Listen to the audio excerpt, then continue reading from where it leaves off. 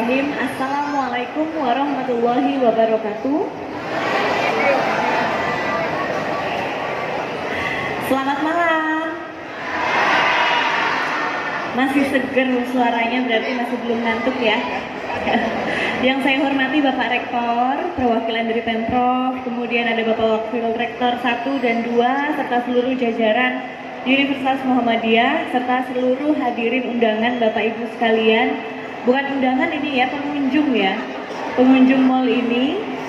Senang sekali rasanya saya bisa berada di sini, di tengah-tengah, jauh-jauh ke Ponorogo, ketemu sama banyak orang, dan semuanya mahasiswa. Nggak tahu kenapa Pak Rektor, kalau ketemu sama mahasiswa, saya berasa muda lagi.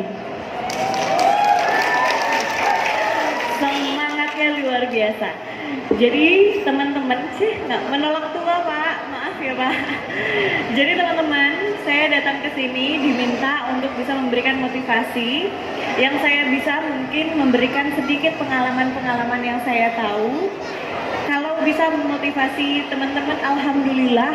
Tapi ya mudah-mudahan kita semua bisa saling share, karena dari sharing itu biasanya kita jadi tambah ilmu, jadi tambah pengetahuan, jadi tambah semuanya lah. Baik, ngomongin mahasiswa, saya cuma ingat satu Pak, melihat mahasiswa ataupun generasi-generasi muda, atau zaman sekarang banyak dibilang generasi milenial, ataupun generasi zaman now, atau generasi Z. Generasi milenial itu sebenarnya sudah bukan muda-muda banget, karena generasi milenial seingat saya itu sudah usianya Mas Emil. Mas Emil sekarang usianya 34 tahun, seingat saya kalau generasi milenial itu antara 26-27 sampai 37 tahun. Berarti teman-teman yang ada di sini, anak-anak mahasiswa, itu sudah generasi yang lebih baru lagi, jadi bukan milenial lagi. Tapi kenapa disebut sebagai generasi milenial? Karena zamannya zaman milenial. Karena orang-orang yang di usia milenial adalah orang-orang yang mempunyai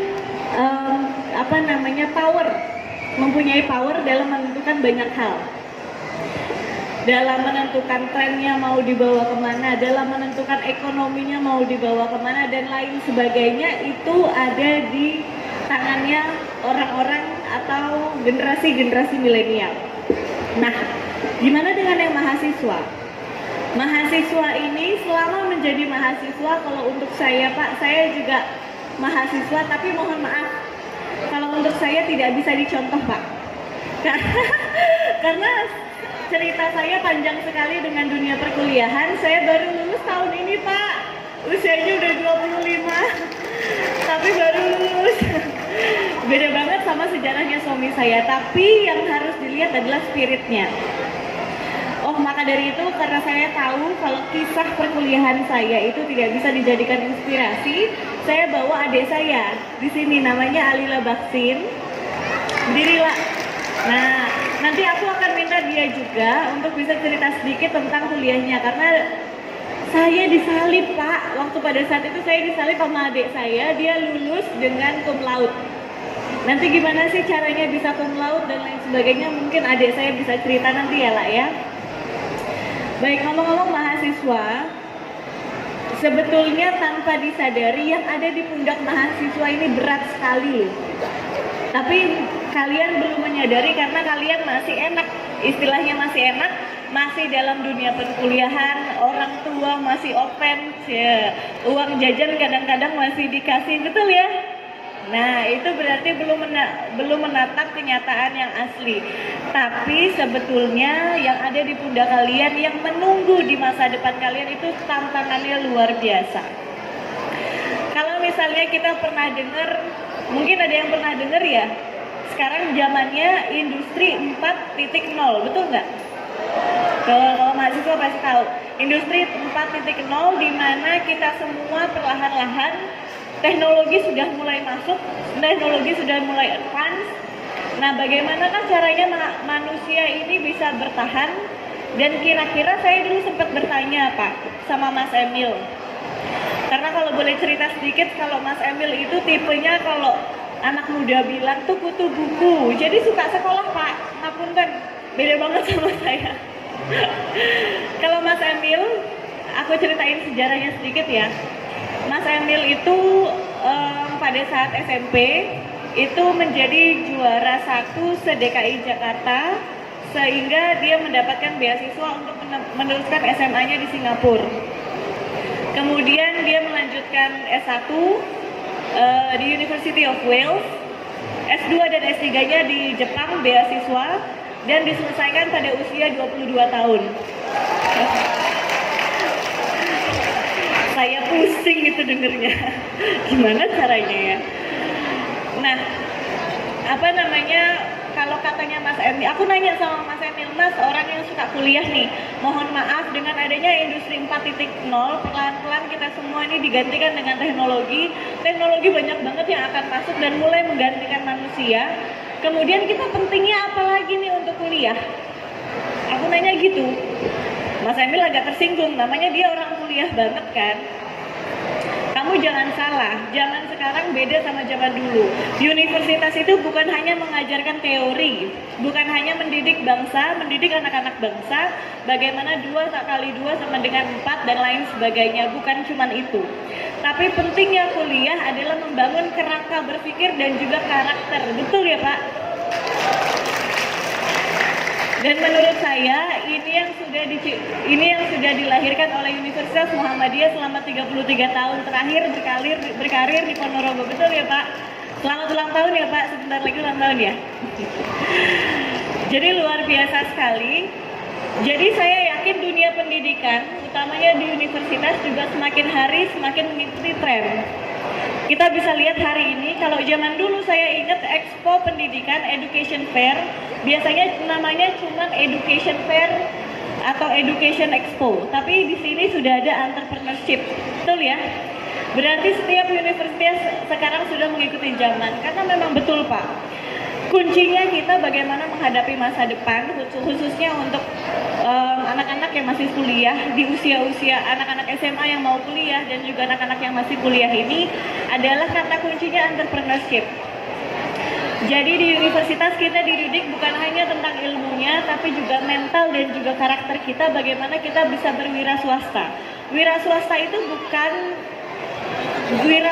itu harus menjadi mental, harus menjadi karakter. Bukan berarti saya bilang orang yang kerja di kantoran itu bukan wira swasta. Sekali lagi saya bilang kalau wira swasta itu adalah karakternya Pak. Kalau misalnya orang bisa kerja di kantoran, pergi pagi 9 to 5, jam 9 masuk, kemudian jam 5 sore sudah pulang. Tapi yang membedakan dia dengan orang biasa, dengan orang yang memiliki jiwa entrepreneur apa? Ketika dia di kantor, dia bisa. Kalau entrepreneurship itu sebenarnya ciri-cirinya apa sih? Biasanya orangnya inovatif, kreatif, dan ini yang paling penting, risk taker atau berani mengambil resiko. Kita harus bisa berani mengambil resiko kalau kita mau maju. Tapi ini dia bedanya orang yang sekolah dan tidak sekolah, orang yang dididik sama yang tidak dididik. Ketika kita mengambil resiko, modalnya bukan nekat, ya Pak ya. Modalnya bukan nekat, kita diajarkan di kampus, kita diajarkan di universitas bagaimana caranya kita bisa mengambil resiko, tapi resikonya harus bisa terukur. Betul ya? Dan mental inilah yang luar biasa. Makin hari sekali lagi tantangan kita, tantangan anak-anak muda, anak-anak kuliah, anak-anak SMA di usia-usia segitu tuh banyak sekali. Banyak banget. Belum lagi di Indonesia, kurang lebih tahun 2020 kita akan menghadapi bonus demografi. Ada yang paham bonus demografi? Kalau belum ada yang paham, kalau zaman dulu saya pernah dengar mama saya bilang, mama ini generasi baby boom katanya, generasi baby boom. Jadi membludak anak yang lahir. Kalau zaman dulu ya kita ingat mama saya 7 bersaudara, itu belum banyak Pak. Kalau untuk orang zaman dulu ada yang 12, ada yang 15 dan seterusnya. Itu yang disebut baby boom. Dan akhirnya kita belajar dari pengalaman itu. Ketika anak-anak ini besar secara bersamaan, tenaga kerja mohon maaf, anak yang lahir, setiap KTP yang dibentuk, mereka itu pada saatnya nanti akan menuntut lapangan pekerjaan, betul ya? Karena mereka akan menghadapi suatu usia produktif.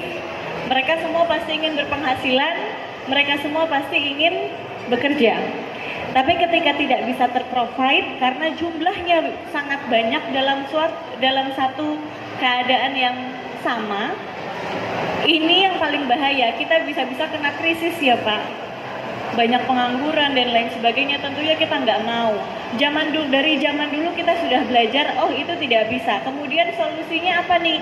Kita mau terulang lagi. Adanya bonus demografi adalah ketika anak-anak di usia produktif sekitar usia 18 tahun sampai usia 35 tahun yang masih produktifnya, ada banyak sekali di saat yang bersamaan. Mereka ini itu akan meraung-raung menuntut adanya lapangan pekerjaan.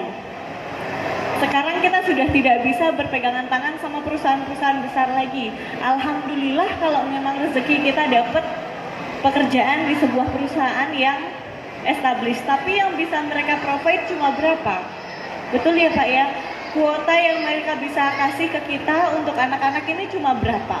Sedangkan anak-anak yang membutuhkan pekerjaan juga makin lama makin besar dengan adanya bonus demografi.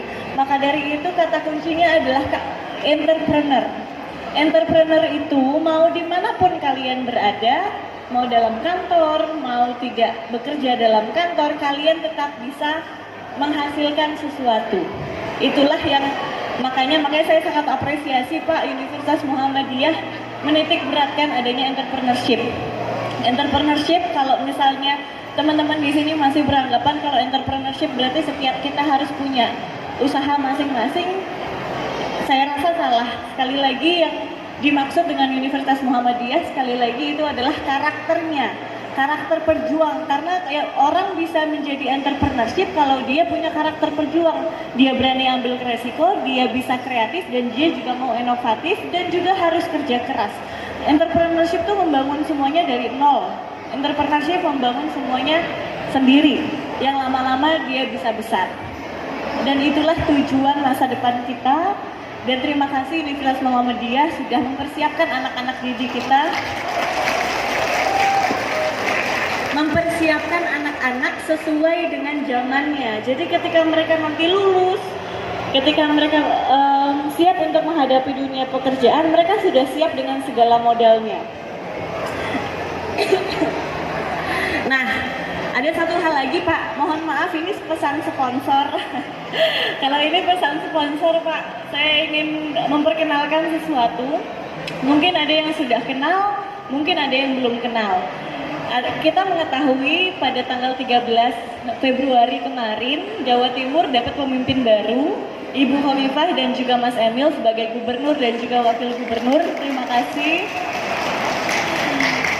Beliau berdua membawa Nawa Bakti Satya yang untuk program yang untuk diabadikan, yang untuk diberikan kepada seluruh masyarakat di Provinsi Jawa Timur. Salah satunya adalah Millennial Job Center.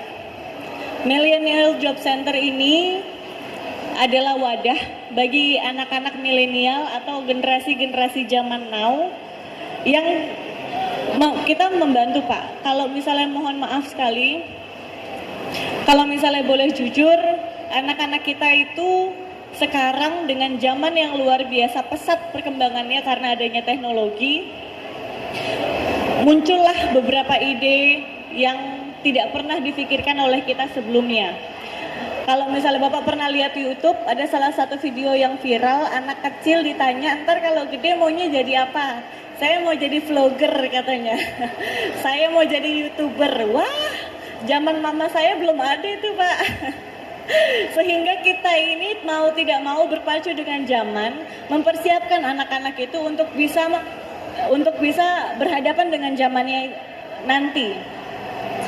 Nah, di Millennial Job Center adalah sebuah wadah bagi anak-anak, bagi mereka-mereka yang di usia produktif, yang nantinya kami membutuhkan bantuan yang intensif dari universitas-universitas di seluruh Provinsi Jawa Timur untuk bisa beriringan mendidik anak-anak kita, membangun mental mereka, Dan jadi kita mencoba dari hulu sampai dengan hilir. Dari hulu mungkin karakter-karakter pendidikannya dibentuk oleh universitas-universitas, tapi kemudian beriringan sambil berjalan, sambil berproses, kita mengkurasi anak-anak ini.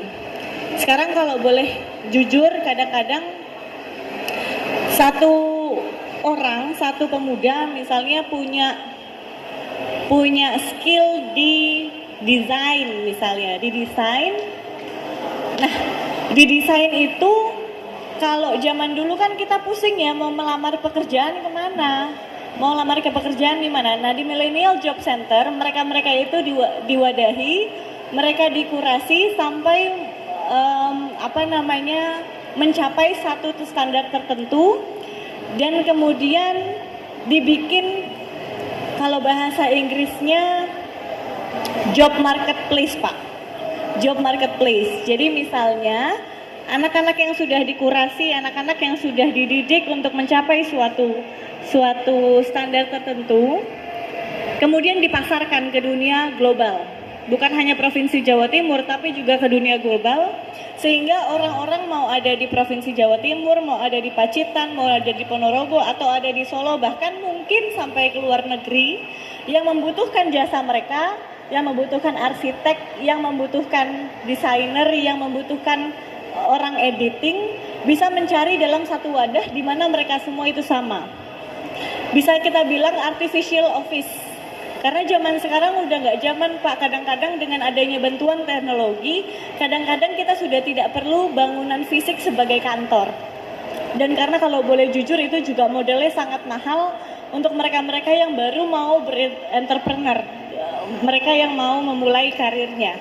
Jadi kami dari pemerintah provinsi, Ibu Gubernur dan Pak Wakil Gubernur menyediakan wadah yang tentunya tidak bisa berjalan dengan maksimal jika universitas-universitas tidak bisa membimbing kami juga dalam mengkurasi anak-anak ini supaya mereka sudah siap untuk dipasarkan.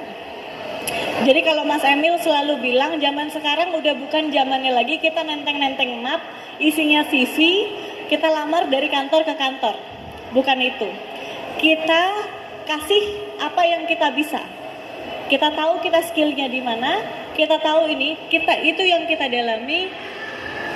Jangan khawatir, wadahnya disiapkan oleh pemerintah sehingga dari manapun orang customer yang membutuhkan jasanya bisa mengkotak dalam satu wadah, sehingga mereka-mereka ini curhatan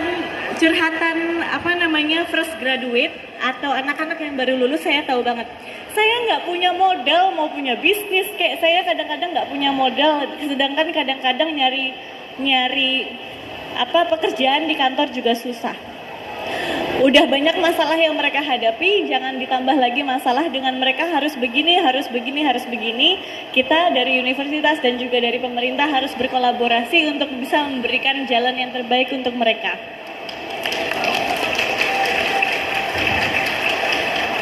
Terakhir, mudah-mudahan apa yang saya bilang tadi bisa menginspirasi buat teman-teman semua. Dan terakhir mungkin pesan dari saya, teman-teman, Bapak Ibu sekalian, menjadi sarjana tidak menjamin kita untuk mendapatkan pekerjaan. Bener loh, menjadi sarjana kadang-kadang ketika kita lulus kita harus mulai dari nol lagi. Tetapi dengan pendidikan kita membuka peluang kita lebih besar, dan yang terpenting kita terdidik di sininya.